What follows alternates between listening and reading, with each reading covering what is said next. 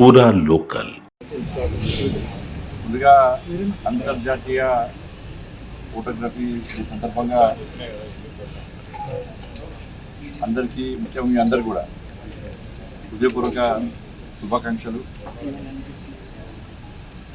మన సమాజంలో ఈ ఫోటోగ్రఫీ దీనికి ఒక ప్రత్యేక గుర్తింపు ఉంది.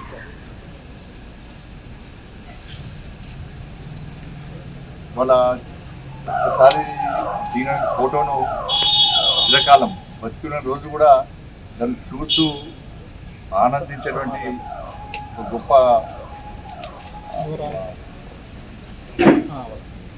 ఫోటోగ్రఫీ డే సందర్భంగా దాన్ని గుర్తుంచుకోవాల్సిన అవసరం ఉంటుంది. అంటే ఏ వ్యక్తి కానీ మామూలుగా చెప్తూ ఉంటాం మనం 1000 పదాలతో లేకపోతే 1,00,000 పదాలతో చెప్పలేనిది ఒక ఫోటోగ్రఫీ ద్వారా చెప్పేటువంటి అవకాశం ఉంటుంది, చూపే అవకాశం ఉంటుంది. చిరకాలం కూడా ఆ జ్ఞాపకాలను గుర్తుంచుకునేటువంటి అవకాశం కేవలం ఫోటో ద్వారా ఉంటుంది. వాళ్ళ శుభకార్యమైన అశుభకార్యమైన మంచి అయినా చెడైనా కూడా వాళ్ళు ఈ ఫోటోల ద్వారానే దాన్ని గుర్తించుకునే అవకాశం ఉంది.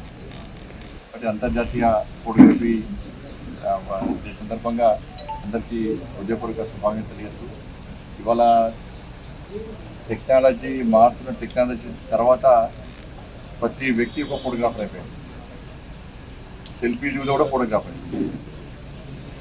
కానీ ముఖ్యంగా మీడియాకి సంబంధించి ఫోటోగ్రాఫర్స్ అందరూ కూడా, కెమెరామెన్స్ కానీ ఫోటోగ్రాఫర్స్ కానీ అందరూ కూడా వాళ్ళ నిత్య వృత్తిలో నిమగ్నమై వాళ్ళు చేస్తున్నటువంటి సేవ చాలా గొప్పది.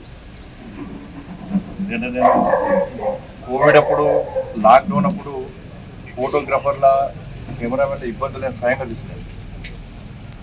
నేను గాంధీ హాస్పిటల్ పోతే ఒక కెమెరామెన్, ఒక ఫోటోగ్రాఫర్, వాళ్ళకు కూడా కుటుంబం ఉంది. వాళ్ళ కుటుంబాన్ని పక్కకు పెట్టి వాళ్ళ తప్పకుండా మనం అక్కడ డెడ్ బాడీస్ కానీ అక్కడ చికిత్స పొందిన పేషెంట్స్ని మనం ఫోటో తీయాలి, సమాజానికి చూపెట్టే ప్రయత్నం చేయాలి, సమాజానికి జాగ్రత్తలు చెప్పాలి.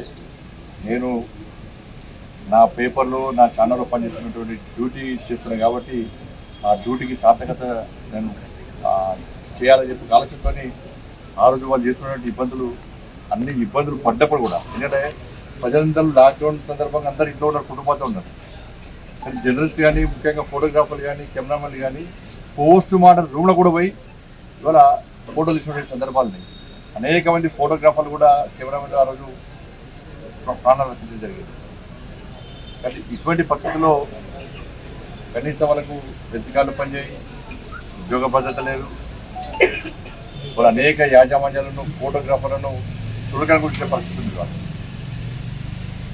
ఇటువంటి పరిస్థితుల్లో పాలకులు వాళ్ళ సమస్యలు తెలుసుకోవాల్సిన అవసరం ఉంది. వాళ్ళ గుడిచెల బతికే పరిస్థితి, వాళ్ళ కుటుంబాన్ని పోషించుకోలేని పరిస్థితి, పిల్లల ఫీజులు కట్టలేని పరిస్థితి, ఏమైనా ఆరోగ్యకర ఇబ్బందులు వస్తే హాస్పిటల్ కూడా చికిత్స చేసుకోలేని పరిస్థితి, ఇటువంటి ఒక దుర్భరమైన జీవితాలు ఇవాళ ఫోటోగ్రాఫర్స్ ఇవాళ గడుపుతూ ఉన్నారు. బట్ ఇటువంటి పరిస్థితుల్లో పాలకులు కనీసం ఈ రోజన్నా స్పందించి, అంటే ఇవాళ స్పందించి రేపు మర్చిపోకుండా కాకుండా ఈ రోజున స్పందించి వాళ్ళకి ఫోటోగ్రఫీ డే సందర్భంగా ఒక కానుకగా వాళ్ళ సమస్యలు పరిష్కరించేటువంటి ఒక మంచి ఆలోచనతో పాలకులు ముందుకు రావాల్సిన అవసరం ఉంది. నేను అంతకుముందు చెప్పిన భారతీయ జనతా పార్టీ ప్రభుత్వం ఏర్పడ్డ వెంటనే తప్పకుండా ఫోటోగ్రాఫర్ సంబంధించి అలా చెప్పినాను, మీడియాకి సంబంధించి చెప్పినాను. మేము ఇచ్చిన మాట తప్పే వ్యక్తులం కాదు. మేము దురదృష్టవశాత్తు మేము అధికారంలో రాలేదు. అధికారంలోకి వచ్చిన వాళ్ళు కనీసం పట్టించుకునే పాపన పోతలేరు. బట్ ఈ రోజన్నా వాళ్ళ సమస్యలను పట్టించుకొని వాళ్ళకి న్యాయం చేయాలని చెప్పి వాళ్ళని రాష్ట్ర ప్రభుత్వాన్ని కోరుతా ఉన్నాను. ఈ ఫోటోగ్రఫీ డే యొక్క ప్రాధాన్యతను గుర్తుంచుకోవాలి, వాళ్ళని సమాజంలో సరైన గౌరవం ఇవ్వాలి. దాంతోపాటు యాజమాన్యాలు కూడా విజ్ఞప్తి చేస్తున్నారు. మీ పత్రికలో కానీ మీ ఛానల్లో పనిచేసేటువంటి ఫోటోగ్రాఫర్స్ కానీ కెమెరామెన్లు కానీ వాళ్ళ బాధలు తెలుసుకోండి, వాళ్ళ కష్టాలు తెలుసుకోండి, వాళ్ళు పడుతున్న ఇబ్బందులు తెలుసుకోండి. ఒక్కసారి సమీక్ష చేసుకోండి.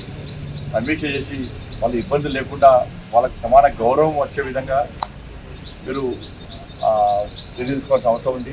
నేను ఒక్క ఫోటోగ్రాఫర్ గారు ఒక్క ఫోటో తీసి పేపర్ పంపకుండా పేపరే రాదు. ప్రేక్షకులు పాఠకులు కూడా మ్యాటర్ చూడరు, ఫస్ట్ ఫోటో చూసిన తర్వాతనే మ్యాటర్ చూస్తారు.